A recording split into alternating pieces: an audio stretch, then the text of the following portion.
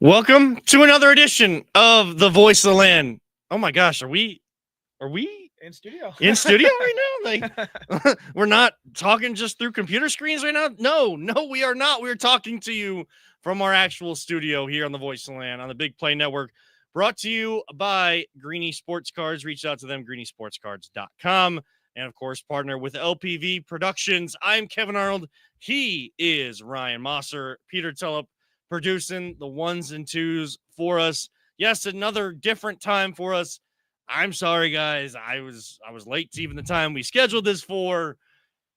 Look, it's the end of the month. Work is busy, but also I didn't realize that I should know that Ridge Road is just always under construction. It was crazy, yeah. I should just always know that, guys. Like I should always know that Ridge Road is under construction, but here we are. And yes, we are here to talk.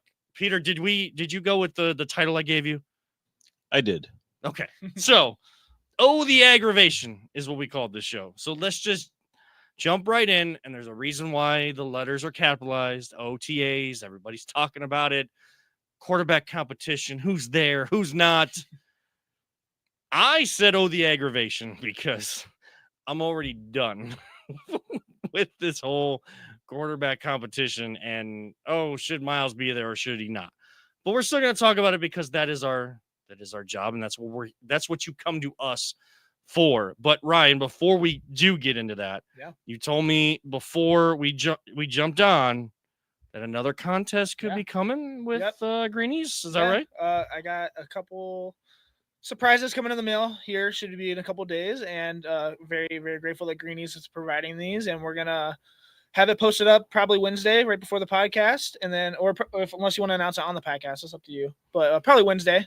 And we're excited. It'll probably be about a month. It'll go on, and there'll be more on Twitter. You can see once we post it. But really easy to participate. You just follow us, follow Greenies, like and tag us somebody, and then you're entered. And this prize is pretty cool. And we got a couple more coming in after that. So we're just keep rolling. And like I said, super grateful for Greenies. Really, really appreciate them. Absolutely. Yeah. And of course, I mean, we want to make sure we represent Greenies the best that we can because we appreciate them giving us these graded cards, and cards is such a big thing still. Sure. And I mean, I feel like it's like maybe taking like a roller coaster, but it's never really fallen off.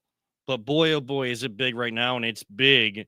Even whether it's sports cards or Pokemon cards, if you've been out to their shows, you know what you can do and what type of cards you can get there. And there's plenty of Browns cards out there, and these guys are Browns fans. And I was actually there at the biggest show of their year at the Independence Fieldhouse, there with some stuff that was going on out there and trying to represent us, represent ESPN Cleveland, all of those different types of things. And it was that day that Shadur Sanders was drafted. They traded up to draft Shadur Sanders, creating this 4 quarterback room.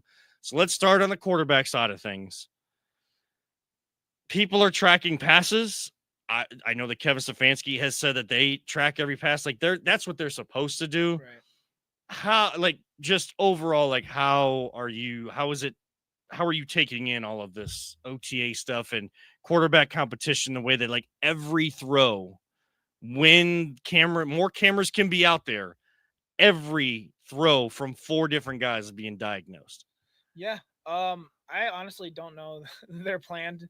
I mean, logically, it would make sense to start somebody who's going to give you the best chance to win, but I don't know if that's their plan necessarily to win. I think maybe try to stay in games, but like I said last week, they have 1 year to figure out what to do with these rookies, figure out if one of these guys are the ones who is going to be here for a while as a possible franchise quarterback. You have 1 year. And then if not, if you don't find out this year, you have 2 first-round picks in a alleged coveted quarterback draft. So, you put 2 and 2 together, they're going to take another rookie next year, and these guys are going to get buried.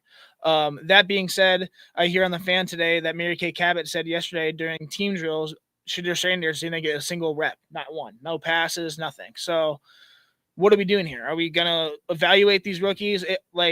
If we're going to, this is the best time now, I believe, to see what these guys got.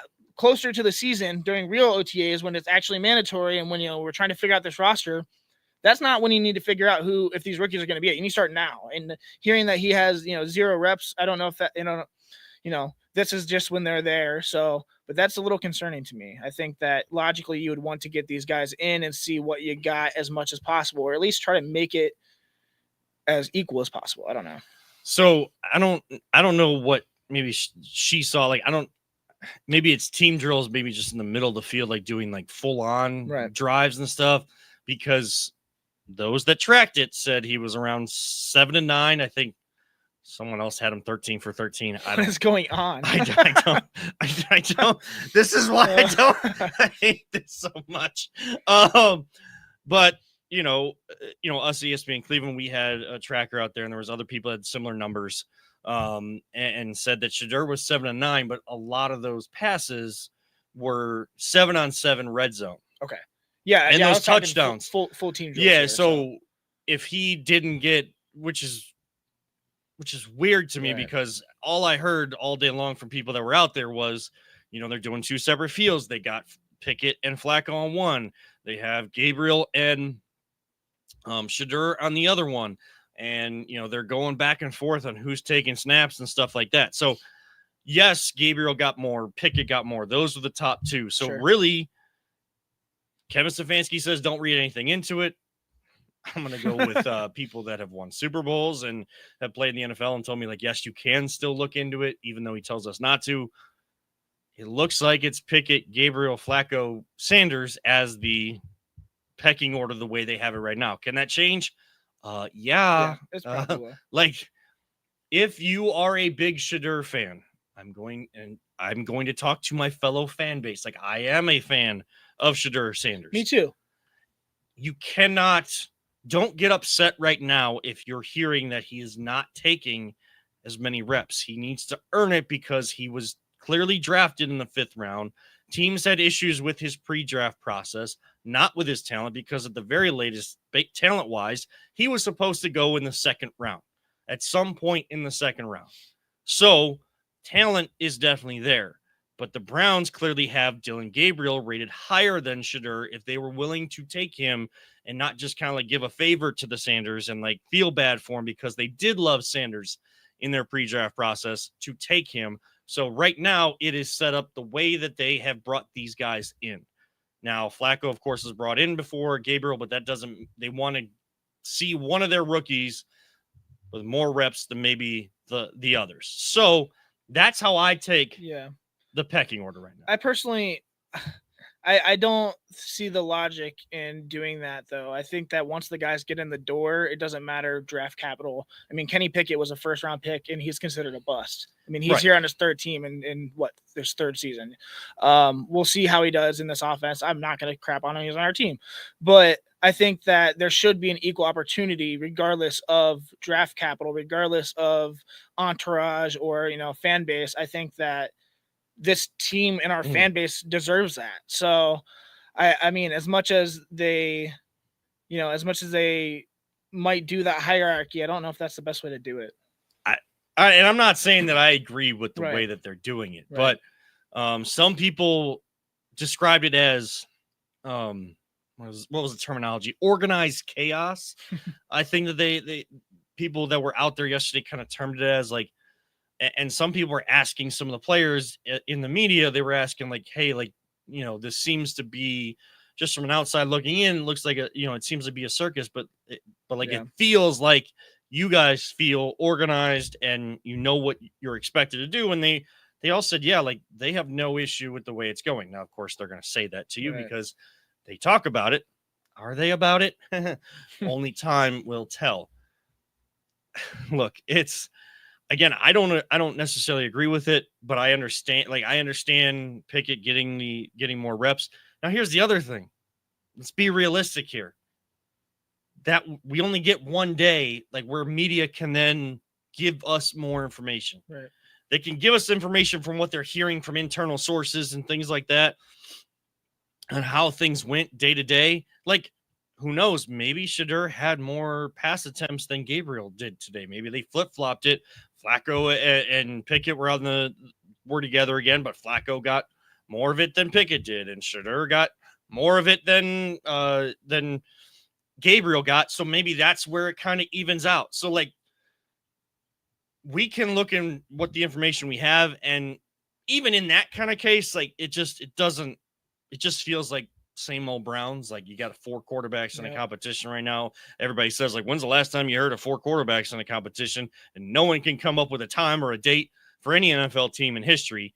I think one person may have said there was 4 good quarterbacks in San Francisco one time, but guys had already established themselves. Like there was a clear cut, like who was number one. And so I don't know that it was necessary competition for number 1, probably for number 2.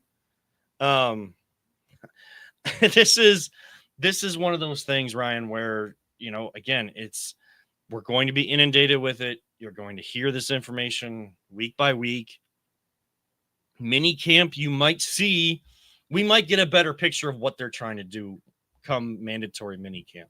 And I say that because all 3 of those days are typically open to media people that, have those kind of passes to get in. Is all of the practice open to it? I don't know, but they're at least out there. They're talking to the players and they're seeing some of the work being done. So I think with that 3-day stretch, you may see what they've been doing this week, next week in their OTA periods where media only gets 1 day to see it. We have a lot of time. There's like 95 days until the first. But like everybody wants to talk about it, and that's totally fine. Like there's people that are in favor of Kenny Pickett, and to your point, like they would come back and say, like, basically we're laying out everything. We're going to give it time to really develop opinions and ideas and all of that. Like we have those thoughts right now, and we can give that to you right now, but we're going to give it time. Yeah. I know that it's difficult. I know everybody wants all the information right now. You're a Shedeur fan. You want him to be number 1 right now. You got Flacco fever back. You want him to be number 1. You want it to be said right now by Kevin Stefanski, and so on and so forth with the other guys. A guy like, but if we look at it realistically, someone that likes Kenny Pickett is going to say, well, with who was their Matt Canada, their offensive coordinator, their offensive line was terrible. Their offensive scheme was terrible. They're now doing stuff with Arthur Smith that would have been better for Pickett before they got rid of him than, it was with Matt Canada. And, he went to Philly. He learned what a great organization is and how, like, he even said it. He even told you guys, like, why aren't you all in on Pickett? And I'm talking as someone that's a Pickett fan. Like, these are the conversations we're going to have. I'm saying all this because, Ryan, I want everybody to understand everybody's side. Yeah. Because this is going to become another Baker bro versus Baker hater. And that's only one example. There was Deshaun versus non-Deshaun's and all of this. Like, it seems like we just continue to go down this path. The names change, but the conversations don't, where people are just set on one side and you can't have a real conversation about it. I can't say that, Kenny Pickett deserves at least a shot because he was brought here, he was traded for, and it seems like he's a quarterback with Stefanski's offense, not with the Steelers. I'm not saying I'm in love with Kenny Pickett. All I'm saying is I understand those that are saying he deserves a chance, and so on and so forth with the rest. Yep. We're going to have the real conversations. You want the real conversations? Come here to the Voice of the Land. You want to just yell at other people because you're right and other people are wrong? That's totally fine. That's how you fan. I'm not here to tell people how to be, but this isn't the place for it. Like, this is not the place that you're going to get that type of thing. Even if Ryan and I disagree, we've learned our lesson the hard way. Even if we disagree, that is not how that conversation is going to go down. We're going to respect the other side. We're going to understand where they're coming from, and we don't have to agree with each other by the end of it. I don't have to convince him that Shedeur Sanders is the ultimate prize. He's going to be the savior. I hope so. And now, like, how much do I believe in that? Like, I do love Shedeur Sanders, and I could probably say that, but I'm not going to try to, like, get you to be on that same level. Like, that's just one example. This is why I'm saying, the aggravation, because here we are again. Yeah. The names change, but the conversation never does. That jersey's going to get longer this year. The back of the names. I mean, Pete, like, we could add 4 names to that. Yep. Like, how many times do we have to see more. Like 4 different quarterbacks playing one season? Yep. Give me league minimum. You can add my name to it. Same, man. I could pay off all my bills and still have some money to set up my kid's future right now. There you go. Like their league minimum, woo! I could take that. Now, the other half of this conversation with the Browns is who's there, who's not. There's plenty of veterans that were not there and were not. Dad, I can't talk to you right now. I'm on a show. He doesn't know.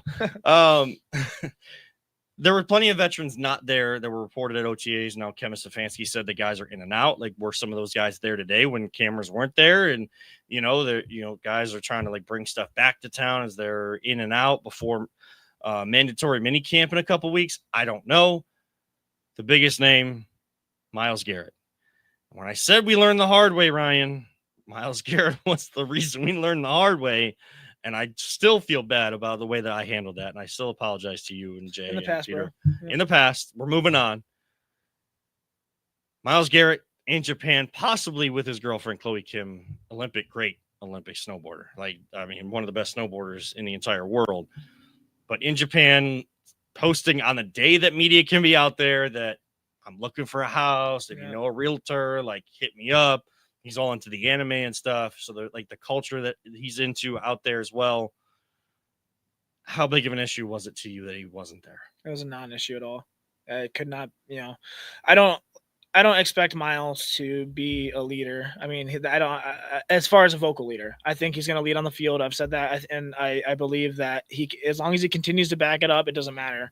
The set by example, that's the only example is going to be on the field. There could be, if he had a prior engagement, obviously he went to the anime awards, I think it was with her. And he's been to Japan 3 or 4 times. I don't have a problem with it, but also now I'm going to have a double standard because then there's a guy named Deontay Johnson. Yeah.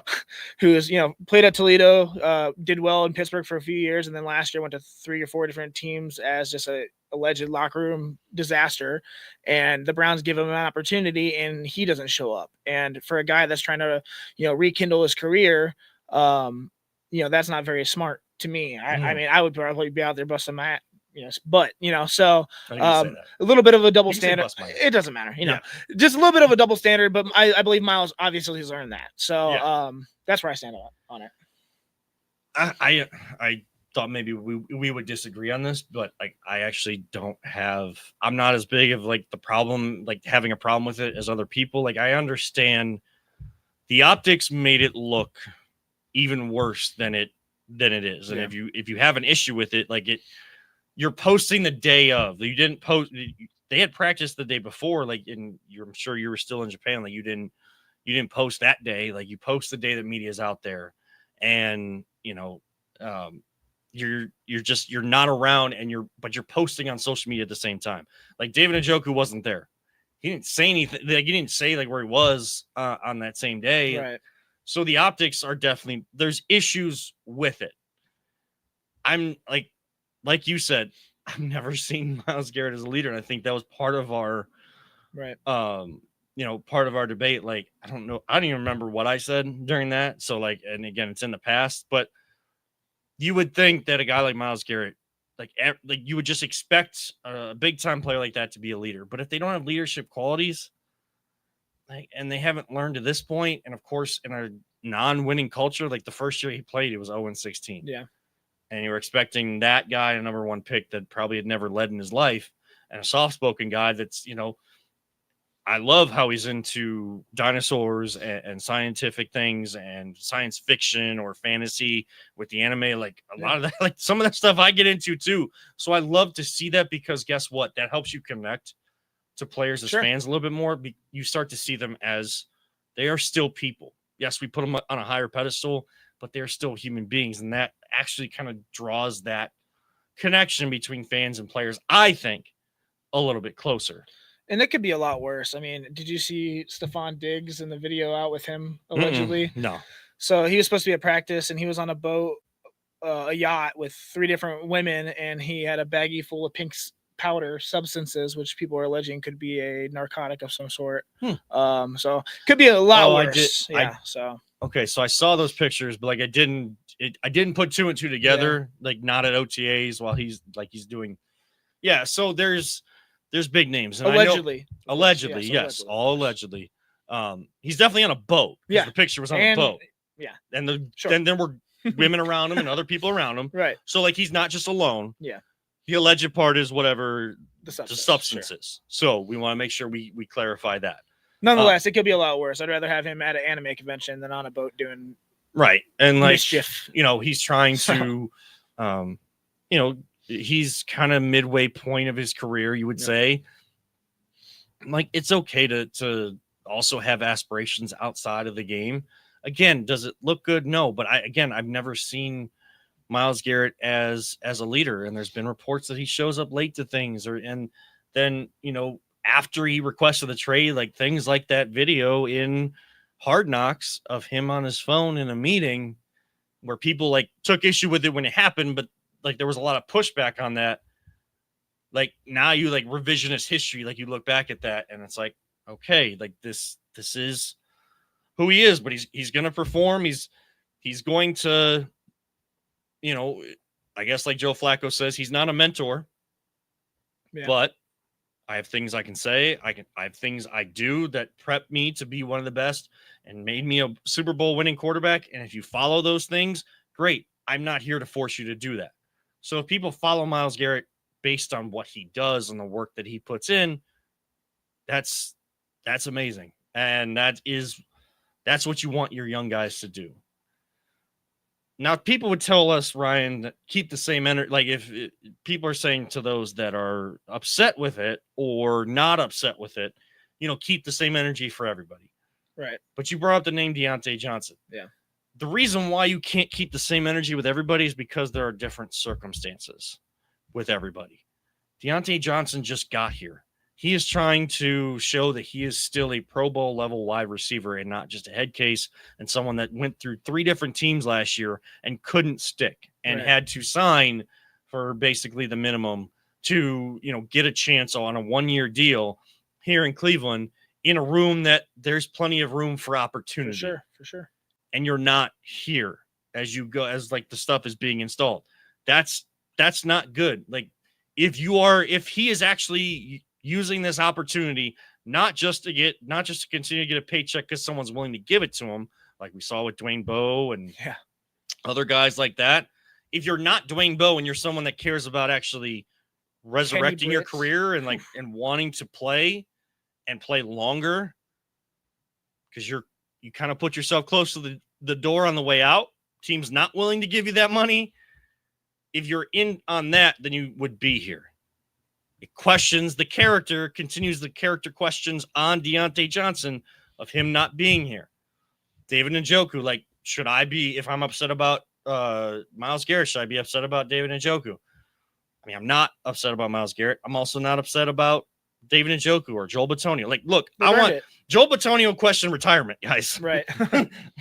He was questioning retirement. So I want his, like, whatever he's doing to make sure his body is ready for the season and trying to minimize the wear and tear prior to, more power to you. That's an all-pro guard that you need, whether it's a young quarterback or Joe Flacco. You want that guy protecting towards the blind side and helping out whoever the left tackle ends up being, whether that's DeJuan Jones or whoever that is. You want a guy like Joe Bitonio who used to play alongside Joe Thomas and heard from him and talks to Joe Thomas and provides and passes on that knowledge from left tackle as a left guard. Joel Bitonio has had to go over to the tackle position, barely playing in his career, and has found ways to have success and continue to play at a strong level and not be someone that's making a lot of issues out there. Yeah. So good for Joel Bitonio. Again, that's another situation. A guy considering retirement, trying to take care of his body. David Njoku's in the last year of his contract.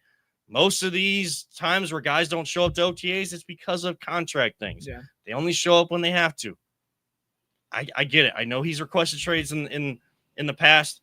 You know where David Njoku regained all of my trust back, and I'm not so upset that he's not there, is when he played with a burned face. Yeah, true. And like this brings like, in a way, it brings opportunity. Like we drafted Harold Fannin in the 3rd round. Now this guy has more opportunity to get more hands-on maybe not one-on-one, but if Njoku is in there, you know, clogging up, you know, the position, then there's less opportunities for the other guys to grow. So in a way, I do see it as a benefit. You get guys that are established, and we don't have to worry about they're arrested until they're obviously if they're not there for the mandatory OTAs, we have a problem. But these are voluntary. It doesn't matter. So let these young guys get reps. I don't go have fun in Japan. Go buy a house. Go have fun. In Joku, have a great time. It's a non-issue unless you need to be there. Then you should be there. When it becomes an issue, will be in 2 weeks. I think it's June 10th to the 12th. Sounds right, yeah. Is mandatory minicamp. Miles isn't there.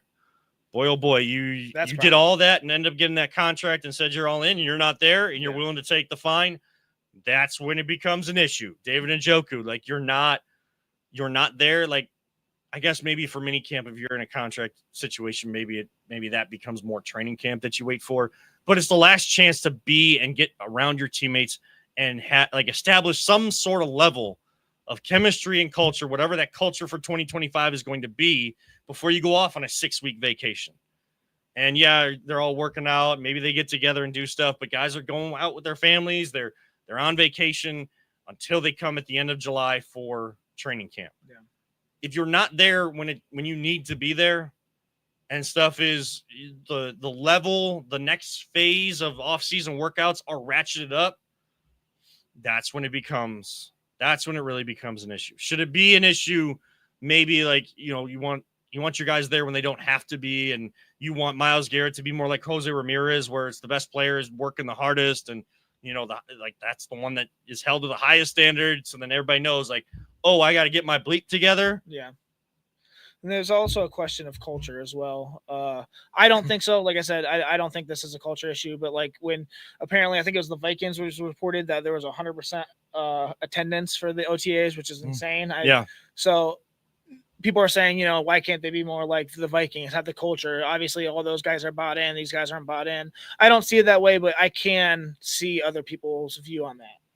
The Browns need to reestablish the culture that Kevin Stefanski was building. Sure. At least putting building blocks in place for before you blew it all up. With Baker, yeah. Well, he was doing that with Baker before they blew it all up. Right. Doing everything just for one player. One player versus 52 last year. Yeah. And they realized their mistake, but you realized it too late. And you go 3-14. You got to start almost basically from square one. So there are culture issues there. You know why Myles Garrett can't be put in the same category as a leader and culture setter that Jose Ramirez can be or Donovan Mitchell can be? It's because while he does probably work the hardest and has put his body in the best shape of anybody in the NFL, he doesn't really do it in front of his teammates, and it's not always being done on a consistent basis in the facility. Whether in or out of the facility, Jose Ramirez is doing that. Donovan Mitchell is going off on tour with his girlfriend, Coco Jones, I think is her name, which is, I don't know if that's even official or not, but like he said he was going out and seemed like he was going out on tour. So kind of alluded to that. He's posting pictures of, like being in a gym. And already putting in the work, and like teammates are now following that. Now, I'd put Jose Ramirez as the number one, Donovan number two. I put Myles Garrett as a great athlete, a great pass rusher. I can't add the great leader part to that. Nick Chubb, number 3. Nick Chubb should be number 3. Unfortunately, he doesn't even have a team, and Yep, stupid. That's that. When that situation resolves itself, wherever he goes, Chicago. I think that'll be a big conversation on the show. And, it might be one where some fandom kind of clouds the conversation. I'm pissed now. But yeah, we're going to be, I think a lot of Cleveland's going to be pissed when you finally realize that he's not coming back, especially when he's in a different uniform, whether on the practice field or somewhere else. Let's switch gears. Let's stay with football real quick. Ohio State. And it only pops up because I forgot I was wearing an Ohio State sweatshirt. But it became official today that Ohio State and Texas at noon. There have been people that say that they don't want to hear from Ohio State fans that they're upset, or Ohio State that they're upset that this was at noon instead of a night game. I am upset. I'm furious that I don't being on Sunday night like that, I could take or leave. But this should be Saturday night at 8. If you saw the atmosphere, and this is why I say this, and yeah, it could be Scarlet and Gray blinding my judgment here. Look at the atmosphere that was there, Ohio State versus Tennessee, and you can say, well, that was the playoffs. Guess what? They were coming off of getting their ass kicked again by their rivals from that state up north. And everybody thought like everything had crumbled down and everybody like was on edge and, oh my gosh, Tennessee is going to take over because Ohio State fans don't want to go. The tickets are going to be available to Tennessee fans. No, Ohio State fans showed up. So imagine that's just the first round of the playoffs where it's like, I don't know if we're actually going to do anything in this game, but I need to go through the misery if it's going to be misery. Versus we're coming off of a national championship. Everybody wants to talk about Arch Manning. Well, guess what? We still got a deep roster over here with Ohio State. We are the Ohio State Buckeyes. We're going to put on a show for the fans, the entertainment around the stadium and down on the field with the spotlights down on that field at the Horseshoe. Like, what more could you want to really get the college football season going? Eyes drawn to you, money drawn to you. And Texas, you want to say no? Your fans have to watch this at 11 a.m. Fox was willing to do it. Fox is all big on their big noon kickoff. They were willing to do it. Yeah. Texas, boy, oh boy, you better hope Arch Manning is that guy. Yeah, I could care less what time the games are. I if I could have every single Ohio State game at noon, I would. This Browns games at 1 is nice for me. Yeah. I'm so happy that Browns games are at 1. I've tweeted out 1,000 times that any other time that the Browns play other than 1, it ruins my day, especially because they lose usually. But yeah, Buckeyes at noon. This game just seems really stupid. I mean, like for all the reasons you said. I mean, the atmosphere could have been electric. It could have been incredible, especially for the biggest game of the year, probably as the first week. Like, why wouldn't you want this to be featured? Otherwise, play at noon. I'm happy for it. So, you guys are both big Ohio State fans like myself. Stay with me for a second. I'm going like unbiased analyst for a second. All right. I'm taking off the Scarlet. I'm not taking off the sweatshirt right now. But let's just look at it from a Texas and a national standpoint. Everybody wants to talk about Arch Manning, right? Yeah. Texas, it's still a big draw. They say that they're back. They were on the they were in the national semifinal last year, so it seems like Sarkisian has them on the way back to being consistently prominent and one of those names you look for in college football. Well, guess what? The eyes that are drawn to you, the attention that's drawn to you as Texas, the attention that's drawn to the college football universe with Arch Manning, if he goes into Ohio State in a night game and everybody's against him and he has that Manning in him and it like his uncles do and even his dad, because his dad would have been a really good player despite the injuries. So he's got all of that Manning in him and his grandfather, like, oh my gosh, like this is exactly what you want. Like he goes in Ohio State and wins. I don't think that's going to happen because I'm an Ohio State fan. I'm just saying all of these things that could have been thought about. I don't understand how this is at noon. It does. People can say, and I know that people are saying like, oh, well, I don't want to hear from Ohio State fans because like state legislators trying to change, like, can you plant a flag or, you can't have. We don't agree with that either. That's like, stupid. we don't like, that's not Ohio State. That's not the fans. It's some idiot in state legislature. Sorry. Trying to get attention. Sorry. That's somebody that's not very knowledgeable in the state legislature. That is what gives Buckeye honks the bad name. Yeah. Why Buckeye honks is actually a negative term instead of a positive term. Like Buckeye honks should be seen as something positive, like you're all in on your team and the fan base is so vast and it is an amazing group of people across the country, across the world of people that love Ohio State, but it's little instances like that make the rest of the country now hate Ohio State and be envious. You can hate us all you want. We got a national championship. I'm basking, baby. Feels good. I don't give a crap. Like We're come back to back too. Come kick off of that game. Like, yeah, everything, we switched to 2025, but hate us if you want, but we win championships. I'm sorry. and we get some of the best recruits in the country. Yeah, we do. But like none of like people are saying that that's the reason. Well, again, that's not coming from Ohio State. And people are also saying that, oh, well, they want to tailgate longer. I'm here to tell you, I got accepted to Ohio State. I couldn't afford it. I didn't get didn't get the scholarships I was kind of in on and thought we were on the right track. So I did the smart thing and saved money by going to Cleveland State, but I would have gone to Ohio State if I could have. But like, I know a lot of people that have gone there and are still going there. And they say that they get up at whatever time they need to start tailgating. Like they're up at 4 or 5 starting to go, even if it's at a noon game. That's 7 hours. Right. It's not about the tailgating or anything like that. Just look at the big picture. Everybody loves college football just like they love the NFL. NFL higher, of course, because we're willing to give our money to it and eyes to it and all of this, and you can do all these big TV deals and everything. And you put this game at noon. They want to bury it because they're afraid that Manning's going to bury himself. So yeah, I mean, all right, they're nervous. That's what they're afraid of. Hey, Caleb Downs, go make that nightmare a reality. Yeah, that's all. Yeah, I believe it's going to be so. Sorry to get off on a little diatribe there, but like now that it's official, like I've known this is possibility. Yeah. People telling me I can't be upset. I'm allowed to be upset. If you're not, you're not. And you're not an Ohio State fan, that's fine. I'm not here to convince you to be upset. I'm just trying to lay out why we are upset. I'm not that upset. I mean, I just think we're going to crush them. So I think it's going to be a show. Yeah, by tomorrow, I'm probably not even going to think about this. Yeah. We'll see.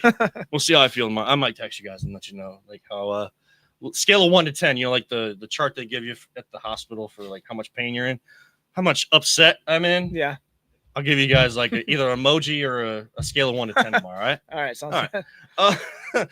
Last thing I want to get into before we get out of here, because of course our friends with the Side Hustle podcast, Wrestling Pride podcast, Kyle Cornell, AA Anthony Alford, they're going to be coming in and recording, and make sure you guys check them out.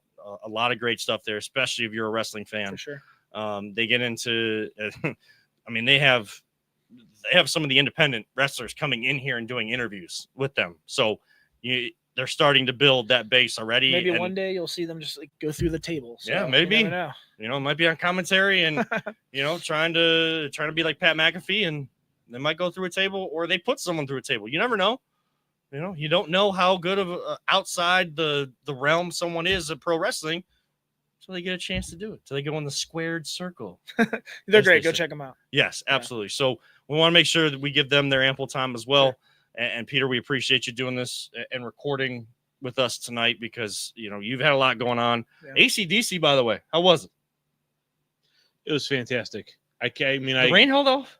Yeah, we the rain, it missed because we did the Guardians game. Yes. Yeah. So we were there. We had club seats for that for part of Jacob's birthday. And so it missed it a little bit during the game, but it was fine. You guys saw a heck of a game there. And then the most rain we got was we had to walk over to Krensler Field to set up for streaming the USL Cleveland Force game last night. So we walked over to help set up for that. And that was like the most rain we had was walking over there. And, really it wasn't bad. And by the time we walked over from there over to Huntington Bank Field, the rain had stopped. And the whole time we were at the concert, it didn't rain at all.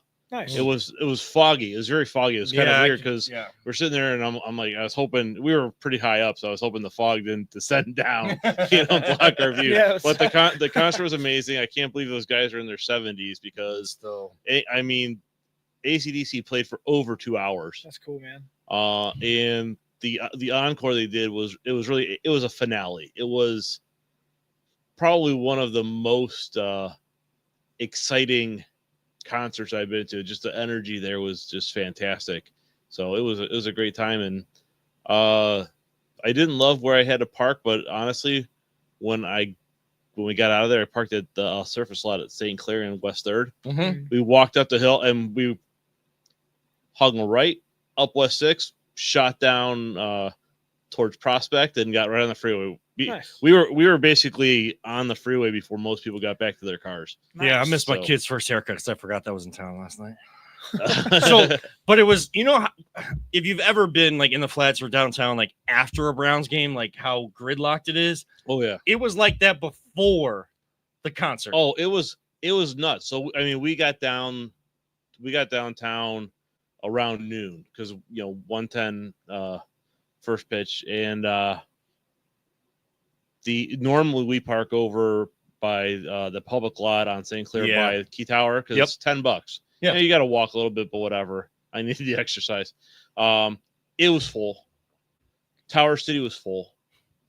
Most of the surface lots are full. Ended up paying $60 for the surface lot. Yeah. Small, but you know what? Honestly, for the two events, it was worth it, and it was, and honestly, being that close to the stadium after the concert when we were trying to get home, having that short walk was a godsend. Because man, my legs were killing me after walking around downtown all day yesterday. Yeah. So I mean, it was a concert that I would have loved to have gone to. I mean, they're the band that I wanted to reunite, and there was talk of them doing it at one point, and whether it was for one show or just like an actual tour, and I would have spent whatever I needed to go, was Led Zeppelin. Oh with John Bonham's son as the drummer. Yeah, that would be a fantastic show. That's one I would love to see. But I like Robert Plant, and I just don't think that's ever. No, I don't think that's ever going to happen. So, but.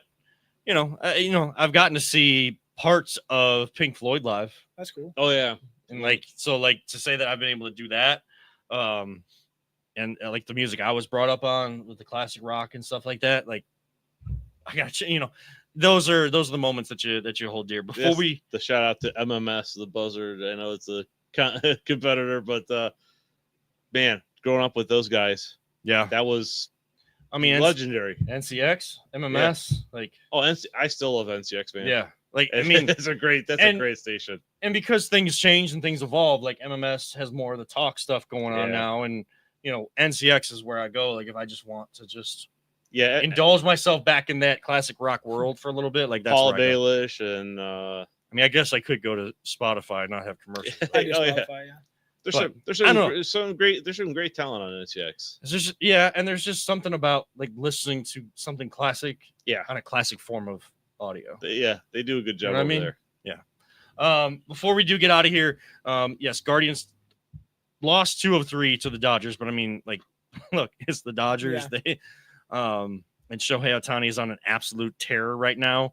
But I think the most important thing from them is they took 3 or 4 from Detroit, and they need to play well against the Angels, who are starting to play a little bit better as well. And so they need, they're going to be going through a tough stretch.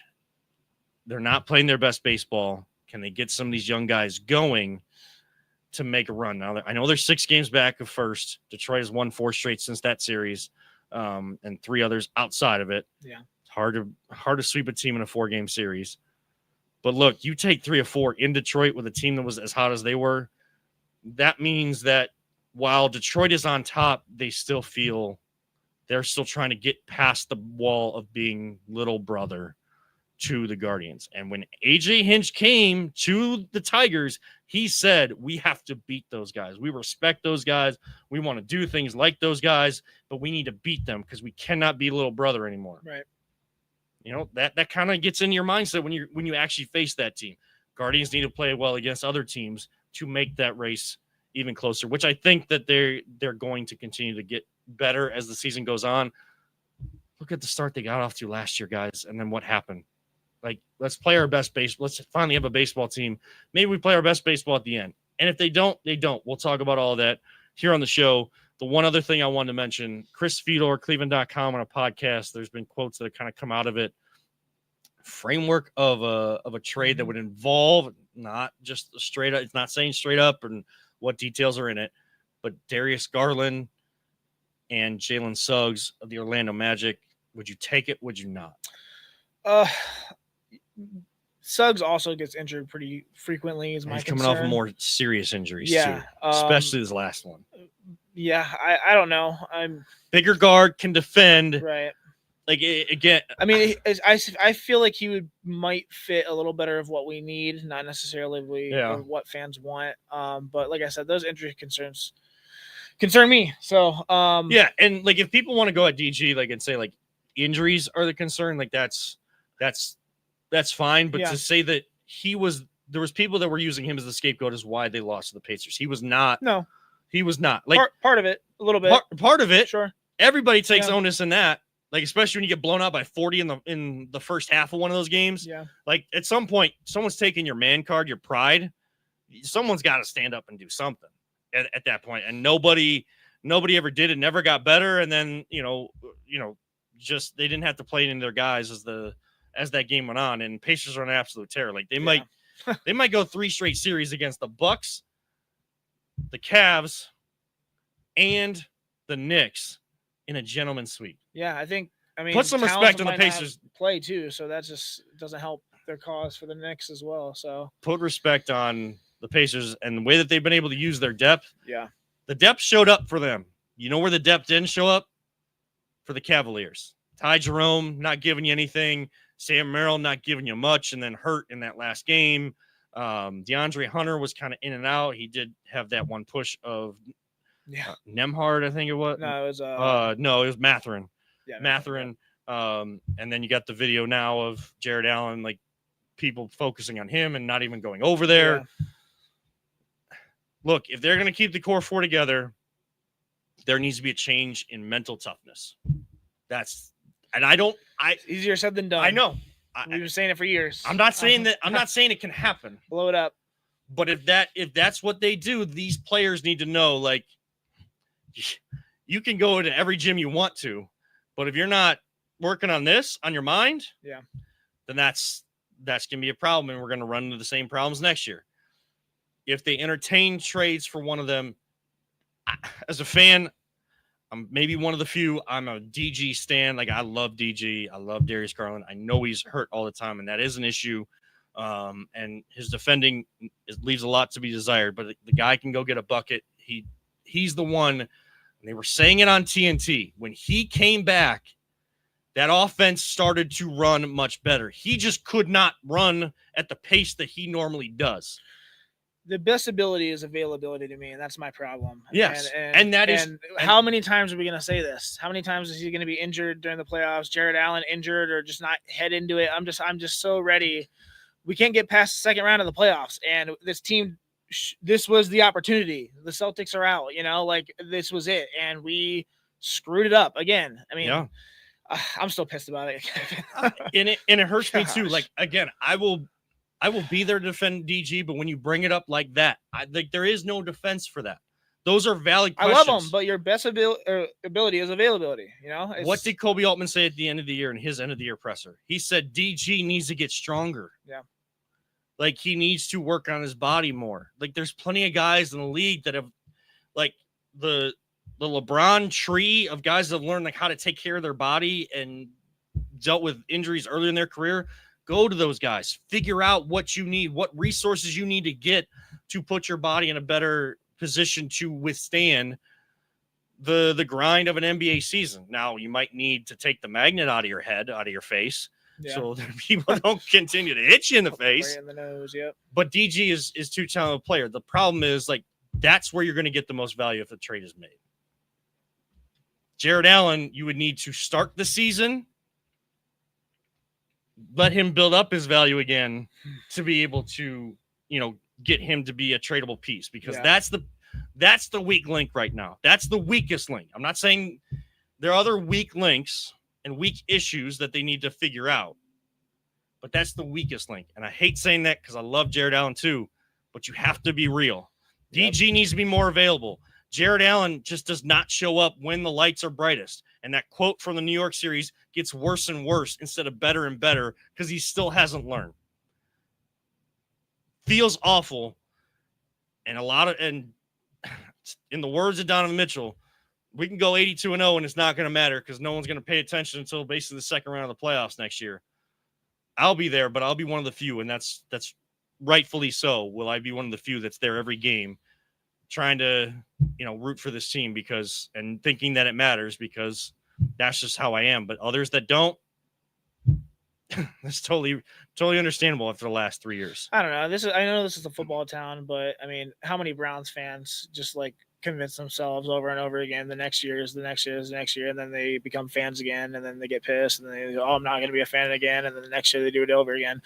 If they start winning again like they did, I mean, if we can do that, but if we can, it doesn't mean anything until the playoffs. Right. It doesn't mean anything until they get over this freaking second round hump that they cannot do. So, but as a fan base, in order to show up, if we can do that kind of crap for a 3-14 team, a team that once went 1-31 year in and year out, do it for your basketball and your baseball team too. That's going to wrap it up for this edition of The Voice of the Land. Make sure to keep an eye out. We'll decide throughout the week whether it's going to be social media or on our next show. But we do have another contest coming. Greeny Sports Cards, greenysportscards.com. Reach out to them for everything. They're live every Tuesday with some auctions going on and showing off all the great cards out there. And, of course, reach out to them. Figure out all of their shows, greenysportscards.com, if you ever want to check them out. For our producer, Peter Tellup, my co-host, Ryan Mosser, I'm Kevin All, reminding all of you sports fans, don't let anyone ever tell you it's just a game. We truly love you all 3,000. Don't talk about it. Be about it. Nick Chubb should be a Cleveland Brown. Damn straight. And live life, all gas, no breaks. We'll see you next time right here on The Voice of the Land, the Big Play Network, and the Be On Air Podcast Network, brought to you by Greeny Sports Cards.